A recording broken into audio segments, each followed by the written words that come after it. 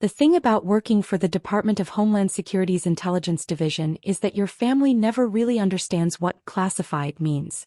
Not really. To them, it's just a word you use to sound important, to avoid explaining your boring desk job, to make yourself seem more interesting than you actually are. I'm Sarah Mitchell, 31 years old, and I've worked as a senior intelligence analyst for DHS for 6 years. My security clearance level is TS/SCI with special access to counterterrorism intelligence. I analyze threat data, coordinate with international agencies, and help prevent attacks on U.S. soil. But to my family, I'm just Sarah who works for the government doing paperwork. My older sister Amanda is a pediatrician. My younger brother Kyle runs a successful marketing agency. They have careers people understand, careers they can explain at parties, careers that make mom and dad proud. Me. I've spent 6 years saying, I can't discuss my work, so many times that my family genuinely believes I have nothing interesting to discuss. The problem started 3 months ago when I made the mistake of working from home during a family visit. I'd been at my parents' house in suburban Virginia for Mom's birthday weekend. It was supposed to be relaxing, a break from the intensity of my job. But Friday afternoon, my supervisor called with an urgent situation. A credible threat had emerged requiring immediate analysis. I need you to review the intelligence packet and provide assessment within 4 hours, Director Walsh had said. I'm sending it to your secure home system now. Understood, I'd replied, already heading to my childhood bedroom where I'd set up my secure laptop. I have protocols for working remotely. Encrypted laptop, biometric authentication, isolated network connection, physical security measures. My bedroom door had a reinforced lock I'd installed myself. The windows had security film. It was as secure as I could make a civilian location. The intelligence packet was 47 pages of classified threat assessment data.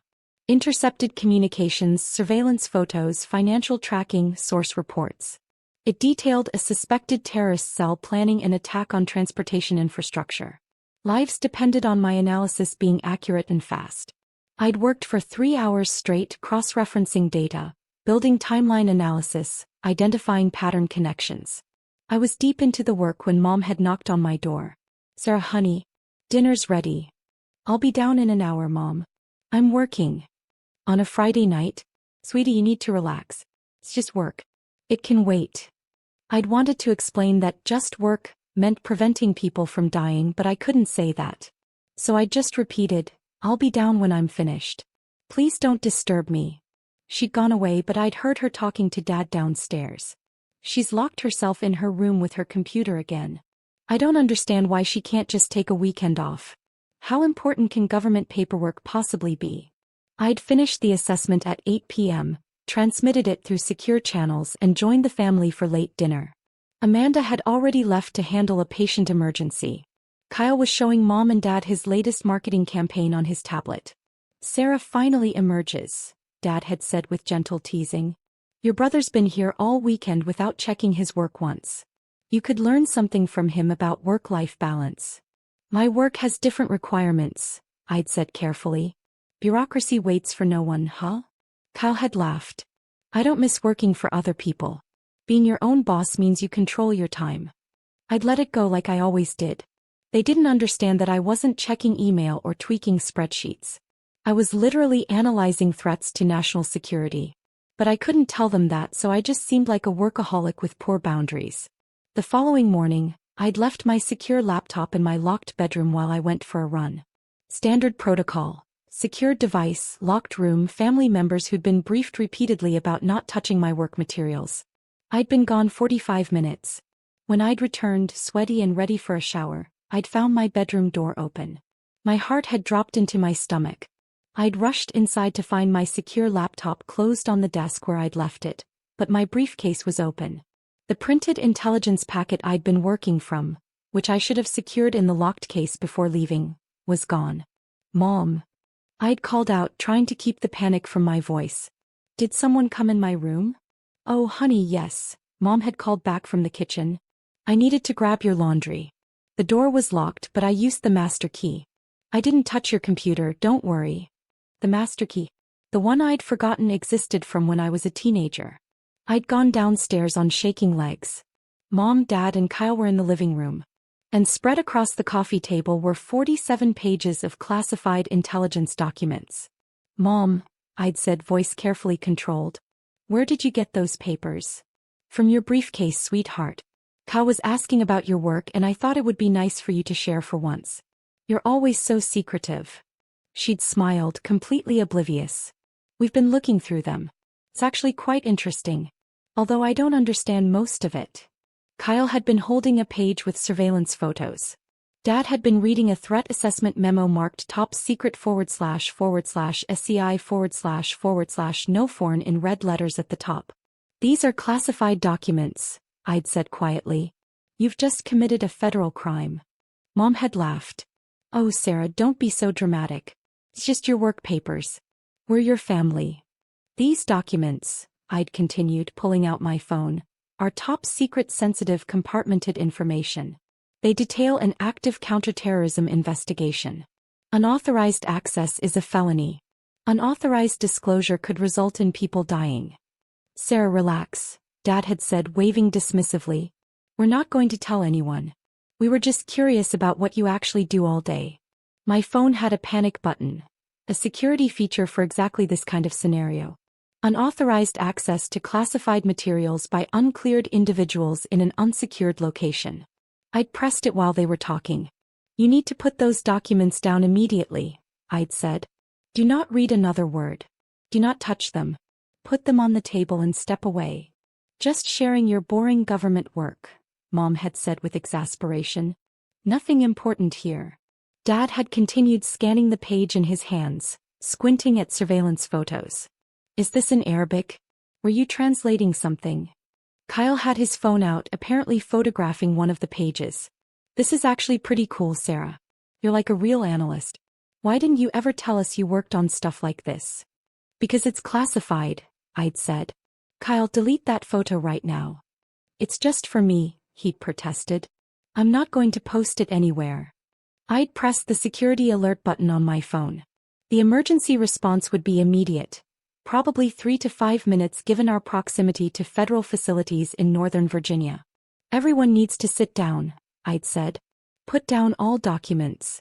Put your hands where I can see them." Mom had actually laughed. "Sarah Michelle Mitchell, you're being ridiculous. We're your parents. Unauthorized persons have accessed top secret materials containing intelligence on an active counterterrorism operation," I'd said, now speaking partially for the recording that had activated when I pressed the panic button. 3 individuals present. Location: 2847 Oak Valley Drive, McLean, Virginia. Materials compromised. Full intelligence packet reference number. I'd rattled off the classified designation. Photos have been taken by unauthorized person on personal device. Requesting immediate response team. "What are you doing?" Kyle had asked, starting to look nervous. "My job," I'd replied. "Which you've just massively complicated." That's when we'd heard the vehicles outside. Multiple vehicles arriving fast. Dad had gone to the window. "Sarah, there are black SUVs in our driveway. At least 4 of them. People in tactical gear are getting out." "Those would be the Homeland Security response teams," I'd said quietly. "You called the police on your own family?" Mom's voice had risen in pitch. "I activated mandatory security protocols for compromised classified materials. What happens next isn't my choice. It's federal law." The front door had crashed open. They'd breached it rather than knock. 6 armed agents in tactical gear had swept into the living room, weapons drawn. Homeland Security. "Everyone on the ground now." Mom had screamed. Dad had frozen. Kyle had dropped his phone and raised his hands. "Down on the ground. Hands behind your heads." They'd all complied, lying face down on the carpet as agents secured the room. One agent had moved to me. "Agent Mitchell?" "Yes." 3 unauthorized individuals accessed classified materials from my briefcase. Full intelligence packet on Operation Sandstone. 1 individual photographed documents on personal device. I'd pointed to Kyle's phone on the floor. "Secure all electronic devices. Bag all documents. No one touches anything." Another team had swept through the house, checking for additional persons. A 3rd agent had begun photographing the scene. The spread documents on the coffee table, the phones, the briefcase, everything. "Sarah, what is happening?"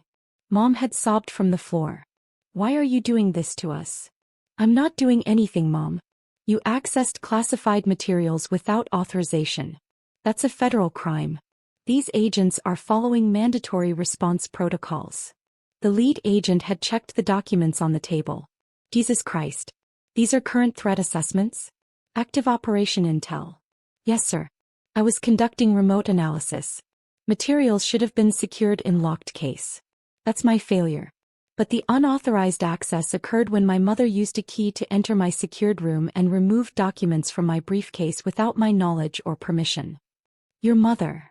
The agent had looked at the three people on the floor with new understanding. Family members? Yes, sir. They've been briefed repeatedly about not touching my work materials. I had verbally reminded them multiple times this weekend. Did they know the materials were classified? The documents are clearly marked top secret on every page. They were informed these were classified work materials. They chose to access them anyway. Kyle had started crying. I didn't know it was this serious. Sarah, please tell them it was just a misunderstanding. You photographed a classified document, I'd said flatly. That's not a misunderstanding. That's a felony. Another agent had emerged from upstairs with my laptop. Secure device appears undisturbed. Biometric lock engaged, no unauthorized access attempts. Thank God, I'd muttered. If they'd tried to access my laptop, this would have been even worse. The lead agent had pulled me aside while his team continued processing the scene. Walk me through exactly what happened. I'd given him the timeline. Working Friday night. Securing laptop but failing to secure printed materials in locked case. Leaving for a run. Returning to find family had accessed my room and removed documents. Finding them reading and photographing classified materials. They're going to be arrested, the agent had said. It wasn't a question. I know. You understand this will destroy your family relationships. I understand. But those documents contain intelligence that could identify sources, compromise operations, and get people killed if disclosed. My family doesn't get a pass on that because we share DNA. He'd nodded grimly. You did the right thing. But I'm sorry anyway. They'd taken Mom, Dad, and Kyle into custody. Flex cuffs, read them their rights, the full procedure. Mom had been hysterical. Dad had looked at me with betrayal in his eyes. Kyle had kept saying, I'm sorry, I didn't know. But they had known. I told them 100 times not to touch my work materials. They just never believed those materials actually mattered. My sister Amanda had arrived an hour later. She'd been contacted as next of kin. She'd found me sitting in the living room, now a documented crime scene with agents still processing evidence. What the hell happened? Amanda had demanded. Mom called me crying from the police station. She said you had her arrested. She accessed classified intelligence documents, I'd said wearily. So did Dad and Kyle. I followed mandatory security protocols. The rest was inevitable. Over paperwork? Sarah, there are parents. Not paperwork. Active counterterrorism intelligence that could compromise ongoing operations and get people killed if disclosed. And I don't care if there are parents. The law doesn't care either. Amanda had stared at me. You've lost your mind. You're going to let our mother go to prison over your stupid job. It's not my choice, Amanda. They committed federal crimes. The moment they accessed those documents, the outcome was determined. I reported it as required by law. Everything after that is out of my hands. You could have not reported it. Then I would have committed a felony, failure to report a security breach. I would have lost my clearance, my career, and probably faced criminal charges myself. And if that intelligence had been further compromised, people might have died. Is that what you wanted me to do? She'd looked at me like I was a stranger. I wanted you to protect your family. I am protecting my family, I'd said quietly. And about 330 million other people who live in this country. Your family isn't more important than national security. No one's family is. Amanda had left without another word. The investigation had taken 3 weeks. Mom, Dad, and Kyle were released on bond but faced serious federal charges. Unauthorized access to classified materials, unauthorized disclosure, and in Kyle's case, unauthorized reproduction of classified documents. Their lawyer, a former federal prosecutor who understood exactly how screwed they were, had negotiated plea agreements.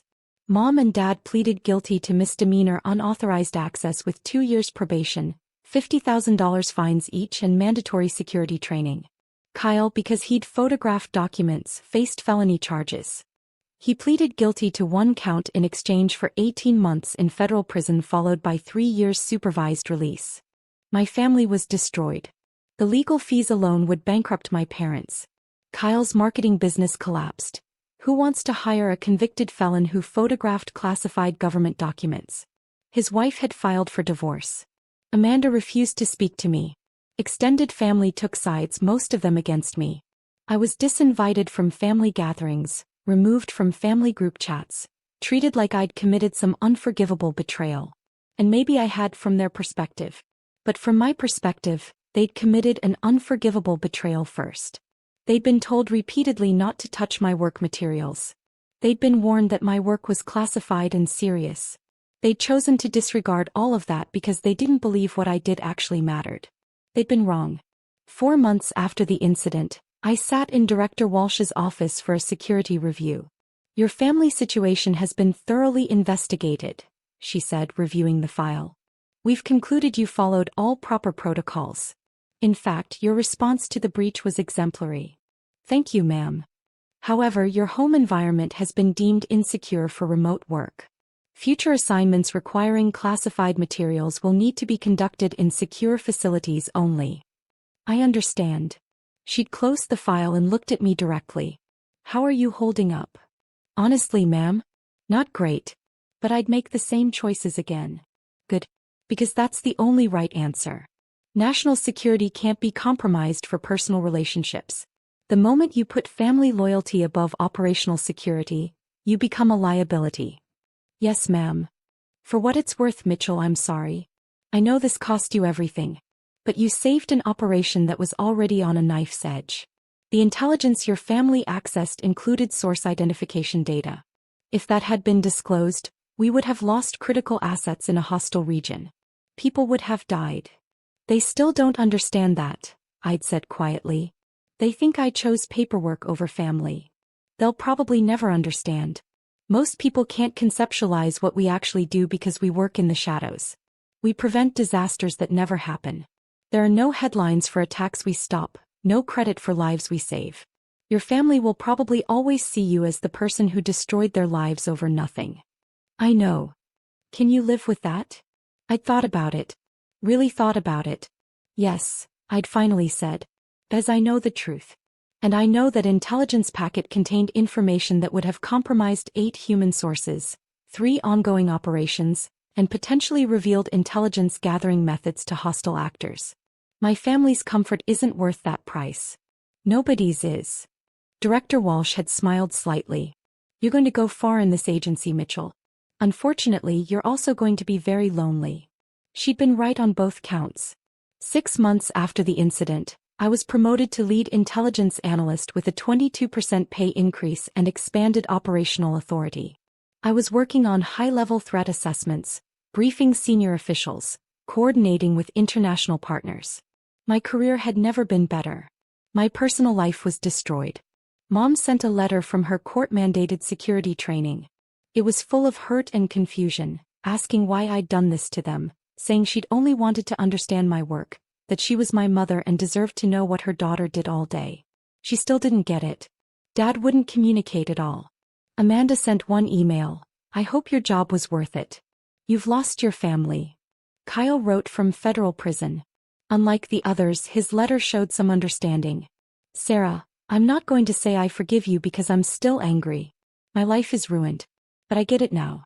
They made us sit through classes about classified information and why it matters. I understand what could have happened if I'd posted that photo online like I almost did. I understand people could have died. I'm still angry that you didn't warn me better, didn't make me understand. But I also know I should have listened when you told me not to touch your stuff. I just never thought it was actually important. I'm sorry, Kyle." It was the closest thing to an apology I'd received. I wrote back carefully. All prison correspondence was monitored. I told him I was sorry too, that I wish things had gone differently, that I hoped he'd rebuild his life when he got out. I didn't tell him that I'd do it all again if I had to. As I would. The operation I'd been analyzing, Operation Sandstone. Successfully interdicted a terrorist cell planning coordinated attacks on subway systems in 3 major cities. 47 people were arrested. Hundreds, possibly thousands of lives were saved. My family would never know that. The operation was classified. The success would never make headlines. The people whose lives were saved would never know how close they'd come to dying. But I knew. And that knowledge had to be enough. A year after the incident, I attended Kyle's release from federal prison.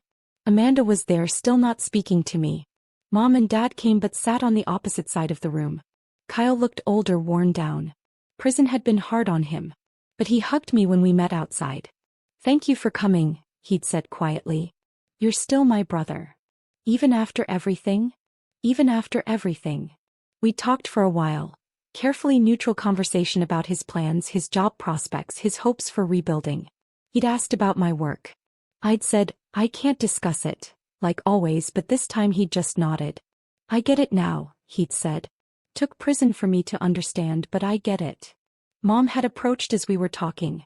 She looked at me with eyes full of pain. "Was it worth it?" she'd asked. "Destroying your family over your job?" I'd thought about Operation Sandstone. About the subway cars that weren't bombed. About the people who went home to their families that day without ever knowing they'd been in danger. "Yes," I'd said quietly. "It was worth it." She'd walked away. Maybe for the last time. Dad had stopped as he passed. "I don't understand you anymore, Sarah. I don't know if I ever did." "I know," I'd replied. "And I'm sorry for that. But I'm not sorry for doing my job." He'd left without another word. Amanda had been the last to go. She'd paused near my car. "Do you ever regret it?" she'd asked. "Every day," I'd admitted. "But I'd still make the same choice." "Then you're not the sister I grew up with." "No," I'd agreed. "I'm not. I'm someone who takes her oath seriously. Someone who understands that protecting people sometimes means making choices that destroy your own life. You save lives every day as a doctor. You understand sacrifice. Not like this. Not turning on your own family." "They turned first," I'd said quietly. "When they decided my work didn't matter enough to respect basic boundaries. When they chose curiosity over my repeated warnings. They made their choices. I just dealt with the consequences." She'd driven away without responding. I'd stood in that parking lot for a long time, watching my broken family disappear in different directions, knowing I'd been the one to shatter us. But I'd also stood there knowing that somewhere, people were alive because I'd done my job. Because I'd prioritized national security over family comfort. Because I'd made the hard choice when it mattered. 2 years later, I received the intelligence community's Exceptional Service Medal. The citation was classified. I couldn't tell anyone what it was for. But Director Walsh had shaken my hand at the private ceremony. "Your work on Operation Sandstone and subsequent operations has been extraordinary," she'd said. "You've demonstrated exactly the kind of integrity this agency needs."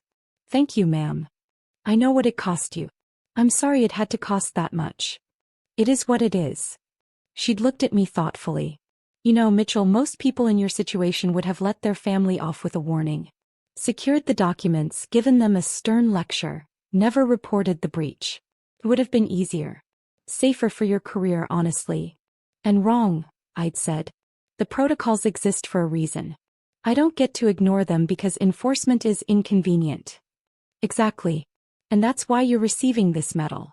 Because integrity means doing the right thing even when it destroys you." The medal sat in my apartment now in a locked case that required biometric access.